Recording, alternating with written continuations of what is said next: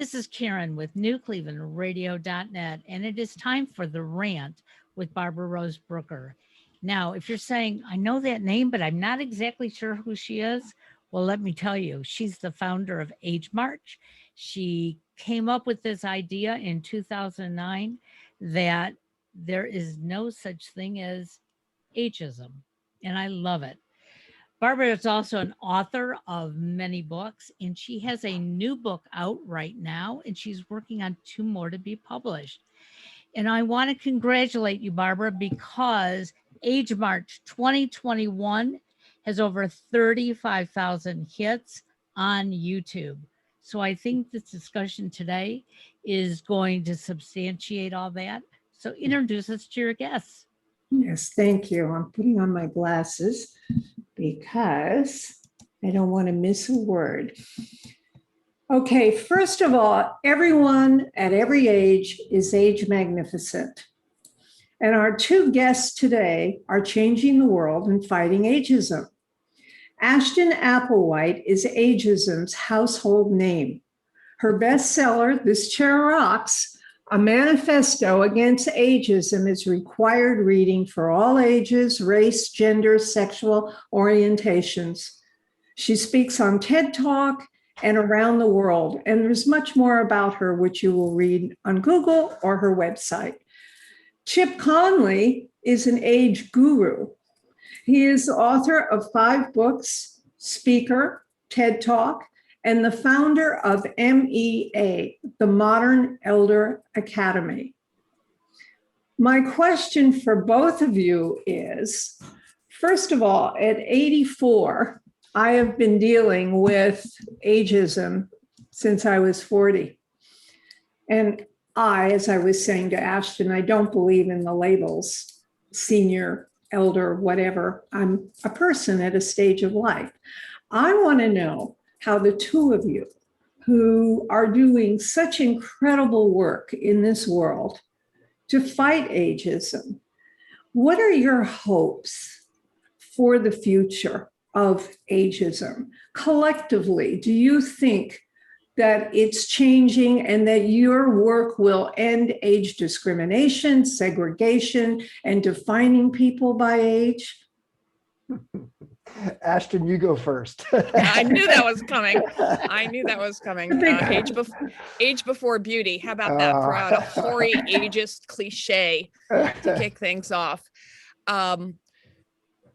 Social change is slow. It is incremental. It is iterative. And I think that the work that Chip and I and so many others are doing is absolutely moving the needle, increasing awareness of ageism and diminishing it. And lest you think I'm delusional, if you look at the Old School Clearinghouse, oldschool.info, it's a collection of anti-ageist resources. There is a campaigns section of anti-ageism campaigns. That section is growing fast. So that alone is evidence that a global movement is taking shape. The World Health Organization launched, and this is the name of it, not the name of it in my dreams, the Global Campaign to Combat Ageism was just actually not the latest to come on board, because New York City launched a campaign just this March. That was April. The WHO campaign was in March. So a global movement to end ageism is underway. One thing I think that 2020 in all its awfulness brought home to those of us who are open to thinking in this way, is that it is necessary to ally not only against ageism, but against ableism, prejudice against people with disabilities. Look at the early message around the pandemic. It's just going to kill old people and sick people. Don't worry about it. Mm-hmm. Sick being a proxy for disabled. So that's a clear alliance. Hello, racism, the fantastic activism of Black Lives Matter. So it has become increasingly apparent to me, not just ethically, but tactically, and this is certainly not my original idea, that we need to mobilize against all of these things, all of these forms of oppression, and that just as they compound and reinforce each other, so does activism, right? If we chip away at the fear and ignorance that underlies any one of these prejudices, we weaken the substructure for all of them. That's going to take longer. That's going to be more complicated. That we'll be in great shape when we start having factions and disagreements about whether we should have called ourselves this or that, or should have met in Minneapolis or Cleveland, right? That'll be a great sign, because it's more complicated to bring together people across these multiple identities. But that is how we change everything, slowly, incrementally. And I think the time is now. I think the pandemic didn't make ageism worse. It didn't make ableism worse. It didn't make racism worse. It exposed these systems to more people than ever before in a horribly disastrous way, the terrible cost to humanity. And I think that is giving us a historic, unprecedented opportunity to build on that awareness. That is, Chip, how do you feel about what Ashton just said? Well, first of all, I am always in awe of Ashton as an activist, but most importantly, as an energizer. Activists are energizers, but they're not always. Sometimes activists are bookish and they have lots of ideas, and True. they don't have the bullhorn and the chutzpah to actually go out and be frankly what this era needs, which is our new Grey Panther,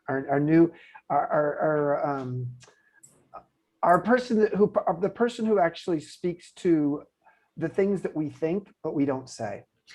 And that is so often what we need. But I'm going to actually add to that and just say, one of the challenges of ageism is our own personal ageism. It's the ageism we use on ourselves, and it's rooted in society. Let's just start by saying we didn't necessarily grow up in a society, or we didn't grow up with some implantation in our brain that says as we get older we start to hate ourselves because of our age. No, that actually is quite society imposed, especially in the United States. So I would just say some of the activism that I like to focus on is the activism on a personal level. How do we help people to see that life actually gets better with age in many ways? How do we help people to see that the U curve of happiness studies have shown that, frankly, people get happier with each decade after their 40s. Well, so you're saying age is systemic, which I believe it is. Ageism is systemic. And also it's how you feel about yourself and loving yourself too, and not buying into the negative aspects of it, which is a whole nother subject too. But what does MEA mean? What does Elder Academy mean? What does it mean? Can you tell me a little bit about that? Why is it called Elder Academy? What is the age group? Okay, yeah, sure. It's so when I had started when I was 26, I started a boutique hotel company. Right. And ran it till I ran it into the ground in the Great Recession. I didn't run it into the ground, but the Great Recession I was like, I've been doing this for 24 years. I can't do this anymore. And so I sold it. And then I was asked by the 3 young founders of Airbnb to come join their little tech startup. And within a month, they started calling me the modern elder. And initially, I wasn't sure what to make of that. Why are you calling me the modern elder? And they said, because you're as curious as you are wise. And that was their definition of what a modern elder is. And so the name Modern Elder Academy, I spent 4 years full-time at Airbnb, twice the age of the average employee. I was 52 when I joined. I'm 60 now. Mm-hmm. And so the average age in the company was 26. So I was considered the modern elder there. Mm-hmm. And when I started writing my last book, which is called Wisdom at Work, The Making of a Modern Elder, that's when the idea of the Modern Elder Academy came along. Now, whether it should be called the Modern Elder Academy or not, we have an acronym, which sometimes acronyms solve for things, and the acronym is MEA. The age of people who've come for our workshops have been from age 30 to age 88, but we have something called sabbatical sessions right now, which is when people can come for typically longer stays. It's a little bit more self-programmed, and we've had people in their 20s. So the idea of coming to an elder academy in your 20s or 30s might seem silly to people, but if elder is a relative term, And it really is. That's its history. Now, it has a lot of baggage attached to its history as well. It's been hierarchical. It's been male oriented. It is an indigenous, it's very much prized by indigenous societies. But just like the word queer, in many ways, was a negative word. I'm a gay man, and to be called queer on the playground was something I always was frightened of. Now queer and just like and black are words that actually used to have a derogatory element to them, and they got reclaimed. I think elder is a word that can be reclaimed, but with a new meaning to it. We're not trying to bring back respecting elders. That's not the point of this. It's not about reverence, it's about relevance. And how do we help people to feel relevant at any age? Ashton, how do you feel about that? Well, I love what Chip just said about relevance, not reverence. I push back, which sometimes makes me unpopular, at this idea that just because you are old, you deserve to be revered. And that is one reason I don't happen to use the term elder, although it is used by many progressive people in what I call old land. It's used in many indigenous cultures and in some African-American communities as a term of respect. And as such is a welcome corrective to the dominant narrative of old people don't know anything and should shuffle off and shut up. However, I actually use olders as a noun and youngers because it emphasizes another point Chip made, that age is relative. We age in relation to others. We are olders and youngers at the same time, depending on our context, right? A little girl will assure you she is older than her 3-year-old sister. And the 102-year-old will assure you that she is younger than Mrs. So-and-so down the hall, right? So I like that olders and youngers are value neutral, because I don't think that age, in my ideal world, which references something you started out with, Barbara, age would be neutral. It would be present. It would be real. We would claim it, but it would be free of the fixed meanings we associate with a given age, especially because the longer we live, the more different from one another we become, and the less that number reveals about us. That to me, That is of wonderful. course, is the ideal of living life. I mean, ideally, like sexual orientation, like the color of our skin, it should not shape our destiny. Exactly. I'm hoping for a world, of course, that will integrate all ages, all races, all sexualities, all genders. And someday we will all be integrated in generations to come. You are paving the way for this, and I understand that. But as someone who's just about to turn 85, and I really never talk about the number because I don't think it's important, but I get a lot of good for you, good for you. You're still working, you're still out there, blah, blah, blah, blah. This, and there's a generalization of how you're supposed to be and live at my age. I have friends, you can have 4 people who are 50 in the same room, and each one perceives himself differently and age. I have friends in their 60s who are terrified of age, who are constantly mutilating themselves for fear of showing, they think anyway, that a line is going to determine age. No, not true at all, as we know. But the generalization is something in your work. Do you both think, well, you just said, Ashton, step by step, working step by step eventually will help. And Chip, too, the generalization of age, how is that all going to change collectively? How are we going to collectively change it? Through healthcare, through housing, through insurance, there's so much discrimination.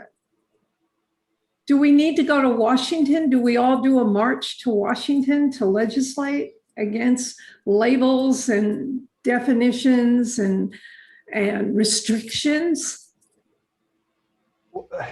there's a lot. That question had a lot of different Sorry, I components. talk so much. No, I don't know. I just want to make sure that we're clear on like what we're trying to solve for here with this question. So, well, maybe unless Ashton, you want to start, I can start if you want me to. I have a really short answer, which is Go. that we need to do it all. I mean, my work is to help catalyze a grassroots movement. Best analogy is the women's movement. Look what the women's movement has done for the voice and visibility of women around the world. So, but look at all the pieces of that. You know, a movement needs a million voices. I get emails from people saying, okay, tell me what to do. And depending on my mood, I'm more or less cranky about saying, you know, here are a bunch of ideas, figure it out for yourself, because you need to pick the piece of it that is resonant for you and the scale of activity. Even if all you do is start thinking about the internalized bias Chip mentioned, that changes things because you present yourself differently in the world, or turning over those horrible cards in the greeting card aisle, or going out and starting an organization. We need it all because aging touches every aspect of our lives and ageism poisons it. And I love that. And aren't we lucky that we have age? It's such a gift. We are. And but Chip has enormous expertise about the workforce in particular, and it's more strategic. You know, I tend to be abstract pie in the sky. Let's, get on our little ponies and try and stab the dragon, which is not always the most pragmatic or practical approach. I love that Ashton and I are partners in this, in the sense, and we come at it from different perspectives. But what's been beautiful is over time, even going back to, I think, did we have a milkshake together there? We did. That was our first date. First date was having a milkshake together, in sort of an old diner. It really was a date. I think we were chaperoned. We were. I think what I love about what Ashton just said was it's really about consciousness raising. So if we really go back to the women's movement and back to civil rights, and it's about consciousness raising. And so consciousness raising suggests that there's the personal consciousness that has to be raised, and then there's the societal one. And one without the other is a rather difficult challenge. They need to happen in tandem. And also they don't happen quickly. For me in the workplace, it's where the rubber hits the road in the sense of almost the most tangible forms of ageism in our society, because but hard to prove. EEOC has shown that this is, in terms of a discrimination, it's probably the hardest one to prove in the workplace, more so than sexual orientation, ableism, gender. Standard of proof is higher. The standard of proof is higher, although what so many people don't know is 40 and up. So it starts, the rules and the laws, which have been in place for decades, allow people to feel like a protected class from 40 years old on, which is amazing. And yet it is hard to prove. So what we have to do is almost, as was true for so many other things, the laws are not necessarily going to save us. What will save us is often the societal pressure and the voice. Public pressure changes the law. It doesn't work the other way around. Yeah, and we saw it with equality, equality in marriage, etc. So I think that the corporations can be the bad guys on this, but they also can be the good guys. And it depends on which ones you're looking at. But I think helping companies to see the value of age diversity, and the good news here is the research evidence on this is getting better and better, such that we know that diversity across a variety of other demographics makes sense. But the age diversity one has been late in the game in terms of what the research shows, but it's actually relatively strong, and especially strong when it comes to this idea of psychological safety. So psychological safety has been proven to be the number one ingredient or variable for effective teams in the workplace. Okay, guess what? Psychological safety is often helped by diversity for age. Why is that? Because quite frankly, if you have a bunch of people who are the same age, who are all competing for the same sort of like mindset, if it's a young company, they're all the 20-year-olds competing for the same job. If it's an older company, it's all of the older people sort of competing for like who is the wise one. What you end up with is a lot of sort of infighting.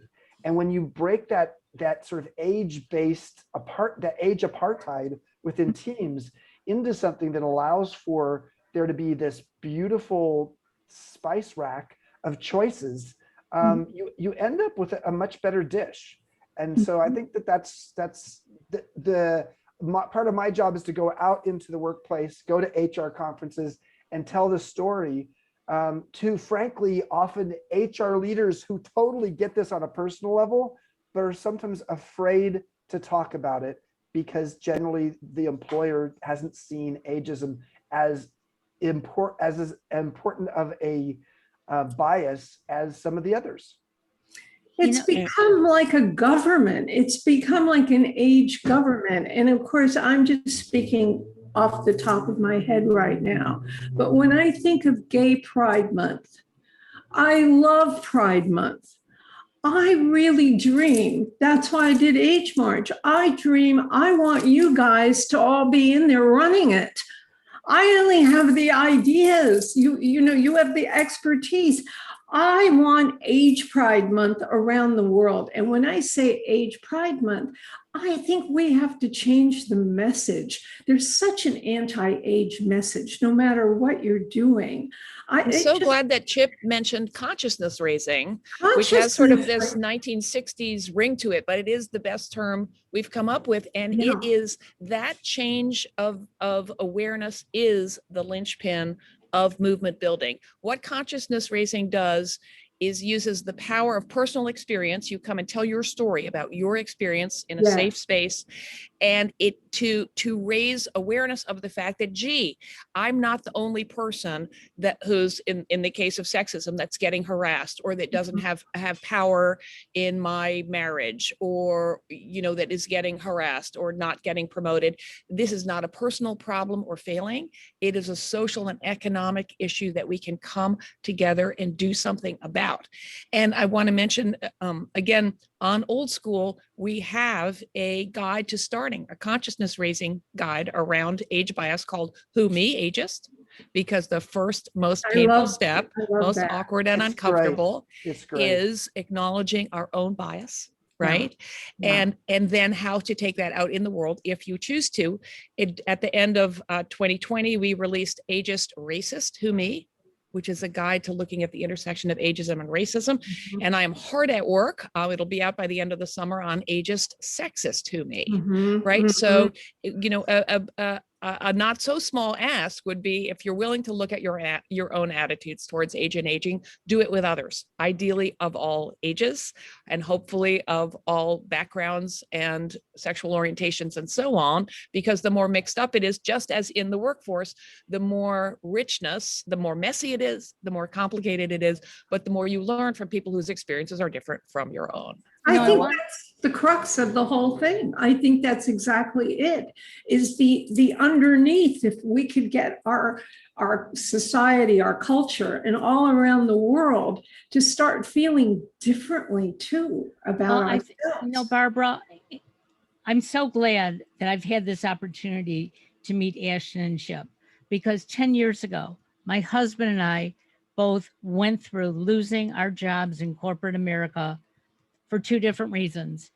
He became diabetic. They perceived him as old. I had lost my hearing. I was wearing hearing aids. I was perceived as old. And in the beginning, the two of us started aging very quickly until we both looked at each other and said, wait a second, this is not our personality. And so we came out and started talking about it. And I think we've become younger in many ways over the last 10 years, because we're not going to let people stop us. And Ashton, you are right. We have to come out and tell our stories, because in a group, we're strong. Individually, we feel alone. And the two of you have done remarkable work. And yet there's a lot of people who don't even know that you're out there.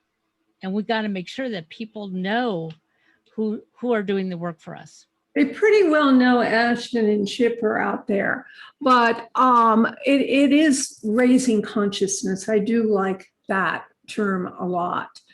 And Ashton, when I mentioned age racism at one of my talks, oh my God, people in the audience said, how dare you say age? I use the term age racism, different from yours. How dare you mention that when we as African Americans, what we have gone through and blah, blah, blah, blah, blah. Well, what I meant is what you said. Really, is that the age attitude, the anti-age attitude, generally the umbrella in our country is there, and people don't even know they're saying things like whoops, I just senior, or they use the word old and they use the word young and they use the word. Why do we have to define ourselves and others by They're useful words, but we have to be careful to use them in their intended sense. I mean, I would submit, Karen, that you and your husband are not any younger than you used to be. No. Right? It is that and it's not that you suddenly, got older, you became depressed, you were discriminated against. Mm-hmm. But what you faced was actually not so much ageism as ableism. A tremendous amount of what we think of as ageism is actually understandable to some degree, anxiety about how our minds and bodies might change, right? So your employers discriminated against you on that basis. But we need to be careful with our language. What's your take, Chip? Oh yeah. Yeah. I think when Karen said that, I sort of perked up a little bit too and said, I know. I think so, Karen. Part of what we need to do is help people have confidence. There's a crisis of confidence that kicks in for a lot of people around age 50. It varies. It's really interesting in the workplace. Women's level of confidence continues to grow. There's sort of like it starts lower and it crescendos probably around 65. Whereas for men, it starts to actually drop off in their 50s. Well, we've been up against it longer. Exactly. No, exactly. And I think there's an element of you start to find, allies as women as you get older who make you feel like you're not alone. But I think what's true for a lot of people is there's a sense of, because of the societal presence of ageism, their own sense of confidence goes down. So I think what you had was not just feeling, maybe you were feeling younger, but really what you were feeling was more confident and less alone. Absolutely. And I think confidence is a word that we could use. Sometimes confidence comes across as, in the world we've been in the last 4 years, confidence is like bravado and it's like machismo and it's like, there's just, we don't need any more of that. But actually, a quiet confidence and a real sense that you have a place here on earth that is, and you have something to offer is an exceptionally important part of what we need across the generations.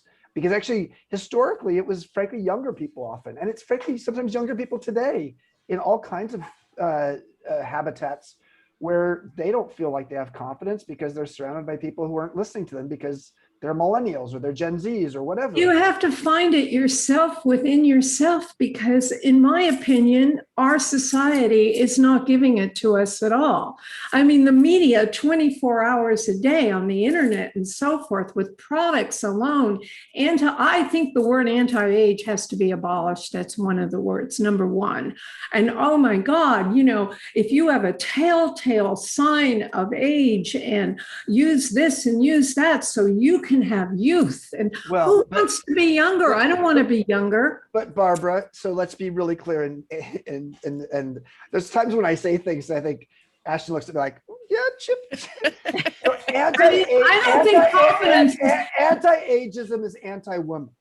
Let's just be clear. I didn't hear that. Anti-ageism is anti-woman. Anti-aging. Anti-aging. Okay, yeah, I'm sorry. Yeah, right. Anti-aging. So anti-aging creams, anti-aging products. These are not products typically for men. So let's just recognize. Oh, I don't know about that. Excuse me for saying I'm hearing a lot of the men, and I'm not against product. I must say that I'm not against product. I'm against the message. It's predominantly directed at women, though. Most of the consumers are women. True. Yes, that's true. But it's the message I'm against, Chip. It's not the product. I mean, I use moisturizer. It's really not the product. I find the message has not been changed at all. I know that Ashton has been working step by step to change it. I know you have, Chip. You're both out there and people are listening to you. And thank God you're both out there. I'm speaking from my own, you could say, personal experience. We all are. I mean, the gendered piece is really interesting. Women, ageism, interestingly, is often the first form of discrimination that white men encounter. So I think that relates to what you were saying, Chip, of like, I mean, I can't imagine how painful. I mean, the reckoning is never fun, and I think every woman and every gay person, bumps up against it, but to have a life of privilege and to then at a certain point in perhaps your 50s to realize, oh wait, I didn't get where I got on my brains and beauty alone is not a pleasant reckoning. But I do think some of those people are going to become our most powerful advocates because you learn empathy. You're like, oh, now I see. But women, it's often unwelcome because it's not on our terms. But after being told, that we are less valuable because we have appeared to physically age, at a certain point, you feel like the hell with it. I can't win in this system. I'm not playing by these rules anymore. And that is liberating. That is very, very liberating. What killed me is when CNN had a big heading. Here we are in the middle of a pandemic and everything, and it said J-Lo hits 50. Well, good, a happy birthday, J-Lo. But the point is, why was that so important to take a celebrity and say J-Lo hits 50? Why is it so important to constantly be talking about Biden, President Biden, whom I like, his age? Isn't it great? He's got energy, he doesn't have energy. Why is the age even mentioned? To me, I guess I'm looking towards, I'll be leaving the planet before your babies. But I think, great, there are Ashton and Chip and others who are going to do something about this.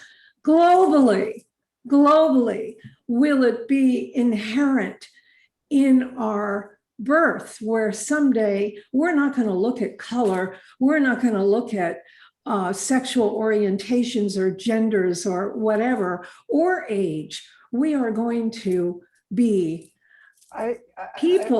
individuals. I don't know if we'll get to that era where we won't look at sexual orientation or age or gender or race. What I would hope we would get to the era where we actually more than respect, we integrate, we enjoy. We really feel difference is also important. We love very. I don't want one person. It's a paradox. We need to pretend it's not there. I mean, get along. Sorry, Chip. Together, live together, Chip. You know what I mean? I worry about the melting pot because the melting pot has all kinds of implications because ultimately it's the dominant that actually you melt into. And so what we don't want, I love it when Ashton snaps. I don't want to be a robot. So I do think it's going to be a function. It is the paradox. It's the combination of how do we elevate the voices of those who are not in the power paradigm with different points of view, while at the same time actually feeling like, yes, it is actually to our benefit to have that diversity and inclusion, as opposed to, okay, well, you got to do it just because the law says it. I mean, that is so critical, a critical part of it, because that becomes then the self-fulfilling future. Because if we just do things purely because they're institutionalized and through laws, we haven't necessarily changed the culture. And ultimately, what we need to do is change the culture. Mm-hmm. I think we're institutionalized now, and I certainly am against institutionalized era, and that's really not what I meant. What I really trying to say is people who will be working together, living together with their own individuality and confidence, that won't be labeled or directed by age. That's really what I meant. I hear what you're saying. There's so much to say. Oh my God.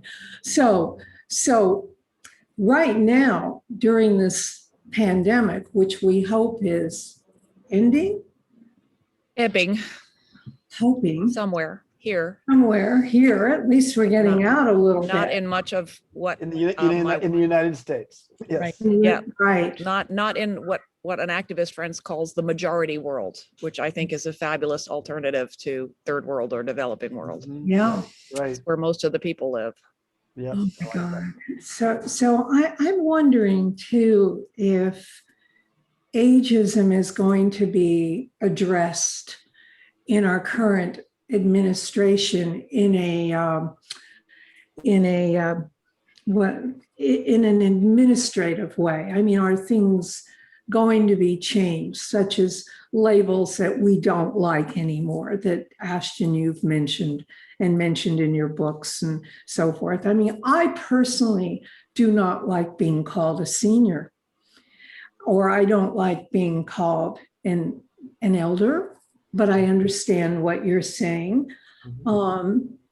If we want to change the language, that isn't going to come from the administration. That's going to come from grassroots. Grassroots, and you know, that's right, that I understand. action. But I wonder if ageism is not going to be treated also now often as a vocation. For example, Hollywood, and I have had experience with this, where if you have a TV option and your protagonist is 70, that protagonist is changed suddenly to 21 or 22, where ageism is not going to be a sitcom and a joke. And, that constant joke that is going on all the time when you're watching TV and most of the sitcoms. And I guess I'm really talking about the age attitude. And I mean, I see more awareness in Hollywood, don't you, Barbara? I'm curious. pardon me? Chip, I see more awareness of It's ageism better and now. sexism in Hollywood. It's And better I'm now. curious about, and I do think there is enormous potential for inroads in the workforce Mhm. because of what you mentioned, this emphasis on diversity, equity, inclusion, and sort of hitching age to that sled. Do you see progress, Chip? I get nibbles from HR people Mhm. and some speaking stuff, but it's Mhm. very sporadic. It doesn't seem to be a central initiative. Do you But think you're that's changing? young. You're young. No, I'm not. I'm 68 years old. I'm See, not young. See, it's all Not relevant. young. And I go for work and I'm constantly pitching, as you know, in my 80s, but I don't say, oh, I'm 85, I'm pitching you. Now I do experience the discrimination, of course. I know when it's happening. Hollywood is a little bit better. It's getting a little bit better. I'm working on something now, and they're still bringing up the age, the box office, the ratings. They're still, certain ages this, certain ages that. It exists. Hopefully, it will change. Do you see institutional progress, Chip? I saw pre-COVID, I saw progress. Since COVID, I think it's been sort of, it's been stunted. Mainly, I don't think because of ageism toward older people with, the risks of COVID, more just the distraction factor of everything else. Trying to keep your business going. That's right, exactly. So I would say, what was very encouraging is that at the SHRM, which is the Society of HR Management, it's the largest HR conference in the world. 3 of the last 4 years, they've had keynote speakers talking about ageism. And frankly, I'm available. Yeah, I will continue to actually give them your name, because they absolutely need more speakers on this subject. Until 4 years ago, they'd never actually tackled the subject. Me too. Tell them an 85-year-old wants to. Why are they so squeamish, Chip? Is it their own internalized ageism, or is it this annoying think- attitude like we have other fish to fry when all the fish are in the pan already? Well, there's two thoughts. One is their own internalized stuff, and surely is part of that. But I think the second piece is this, this interesting study that just came out in the Stanford Social Innovation Review that showed that a large percentage, not the majority, but a very large percentage of equal justice or social justice warriors actually think ageism's not the worst thing in the world. This makes me crazy. I know. So I can't even hear it. Okay, so let me tell you it just came out in the last month in the Stanford Social Innovation Review, a study, and again, it was not saying this is a good thing. It was just the study was showing that people who are very much activists for racism, ableism, gender, sexism, homophobia, etc. Some people draw the line at ageism, and there's a lot of reasons for that. So what are some of the reasons? One of them is you've had your chance. Sort of like, okay, meaning like get out of the way. You are in fact, that was the predominant reason. You're clogging the pipeline. That's right, which goes back to the Great Depression. I mean, this whole premise that there's a fixed amount of labor out there, and so it often does happen during difficult economic times. It's the scapegoating that tends to happen around all kinds of groups who are the other. There's that. Okay, so what else? There's also the sense, generally speaking, that that there are a bunch of myths. There's a bunch of myths that define older people in the workplace. And these myths, whether they're not as smart or not as tech savvy or not as able to grok new concepts and innovation, in chapter 9 in my book, Wisdom at Work, I go into all this detail. These are myths. These are myths that have been proven inaccurate over and over again, and yet there are a lot of proven. They were proven. No, disproven. Disproven. Disproven. Proven inaccurate. Proven inaccurate. I see. Okay. Proven inaccurate. I'm sorry. Disproven, and I outline those in chapter 9 in the book. So Me too. What I would just say is that some of this is, there's residue. There were myths around women. There are myths around Black people. There is myths around gay people. So these are myths that and transgender people. That's right. That sometimes you have to have the proof. Oh gosh, this transgender vice president in our company is like the most empathetic person, and she has the best EQ, et cetera, et cetera, et cetera. We need more leaders like that. And so some of this is just a function of that. And but let's also recognize that ageism happens in both directions in the workplace. Yep. There's so much ageism toward younger people. And another thing to remember is that these longer lives are new. It's not all ageism. It's That's that right. roles That's right. and institutions have yet to adapt. And that's why activism now is so important. I mean, 4 and 5 living generations are becoming commonplace for the first time in human history in our lifetime. That is a massive evolutionary shift. And Chip, you mentioned something on LinkedIn about one of the people you recognized along with me, a West African. And I'm going to mispronounce it. Maldova Soma. Yeah, yeah, Soma. About the dearth of ritual. And I think this is so important. We don't, especially in America, we don't have meaningful rituals around grief, around transitions. You mentioned you just turned 60. Happy birthday. In Japan, your 60th birthday is a super happy day. It is recognized with a special celebration as the idea to generalize, where perhaps you have less responsibility, more material security, and you are able to go out and enjoy your life in a way that we see obtains even in cultures without these healthy rituals. So, imagine, it is incumbent on all of us to invent and to help support these new roles and longer lives that we haven't dealt with before. So, and to acknowledge not just the support that we will need, the challenges are real, but the incredible opportunities. It's a great point. Here, what we do is we buy a card with a sad sack face Now, or something. I know. I picked up a birthday cake yesterday with my daughter-in-law for my grandson's 5th birthday. And the woman was counting out the candles and made some, I don't remember her exact wording, but, of course, he's not so old, good thing he doesn't have to be sad about getting older yet. Oh my I was God. like, See, that's internalized. And what's interesting about the young people, this is true.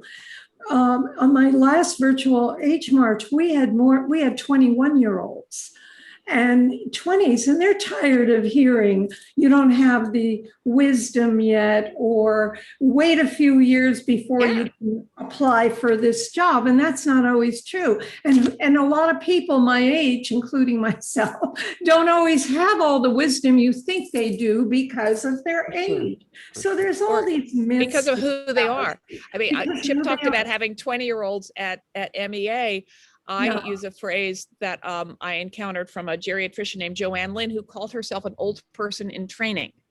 And I think that's a really helpful way, just that to acknowledge, because so much ageism takes root in denial of the fact that what is happening to us every day, which is waking up a day older, isn't going to happen, isn't happening to me, is going to happen to me differently if I behave in certain exceptional ways. And when we become an old person in training, it's just a trick of the imagination, if you will, to acknowledge that you will get old. That older you can be as far down the road as you need her to be, but you don't get on this hamster wheel of it's never going to happen to me. You look at the older people around you instead of past them, and you see behaviors that you think are enviable, admirable, and other stuff that you just, I don't want to do it that way. And that's and I'm sure that's why these younger people came to MEA, Chip, is to see what it's like out there and pick up a few pointers and also impart their own knowledge too. They added in there, they didn't just come to be at the feet of the old wise people, of course. Right, exactly.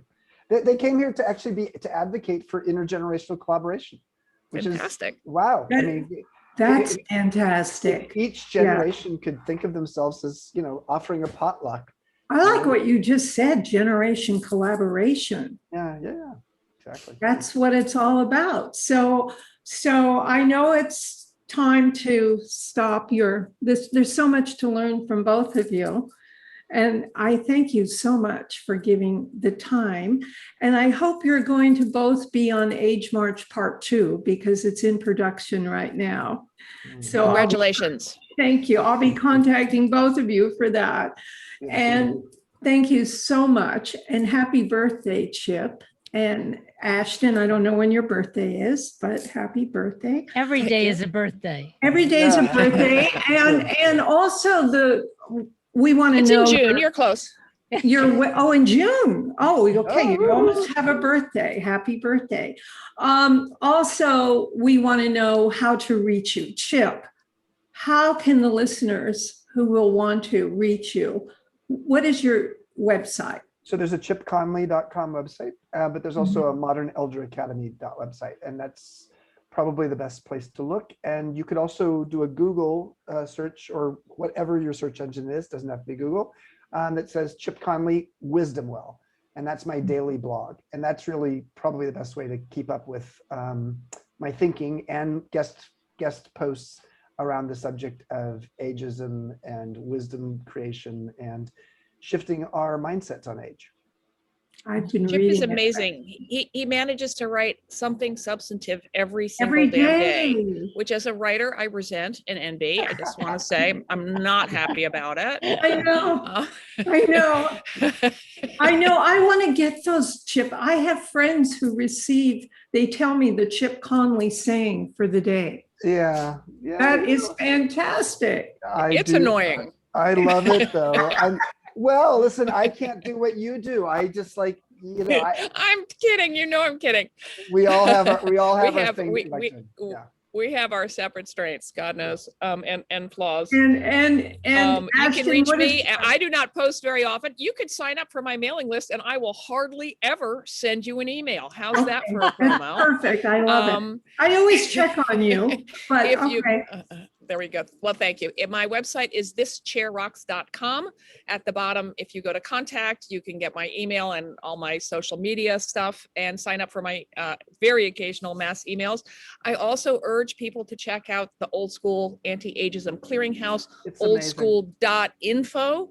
And we do send emails out there more regularly, once a month, but we will never give it away. And we're starting to host convenings of people who identify as age activists, because this can be lonely work. So people can find ways to meet up and find each other. Great. So, and That's- I'm pretty active on social media also, not as Chip is super active on LinkedIn. I mean, Twitter's my fave. So we both try and put out actually like substantive stuff that is of interest, not just retweeting junk. Right, exactly. I would love to have you again on a specific subject both of you would like to talk about. There's so much. Our first date. We'd like to talk about our first date more. I'd love to Now- hear about that too. That would be great. Yes, we'll definitely stay safe. Barbara, Stay happy. thank you for your Okay. voice. It's needed. Thank you. Keep it up, Barbara, and congratulations on all the traction with the Age Aw. March and your own Thank career. you so much. Stay magnificent as you All are. right. Have a Bye-bye. great day, Later. everybody. Bye. Bye.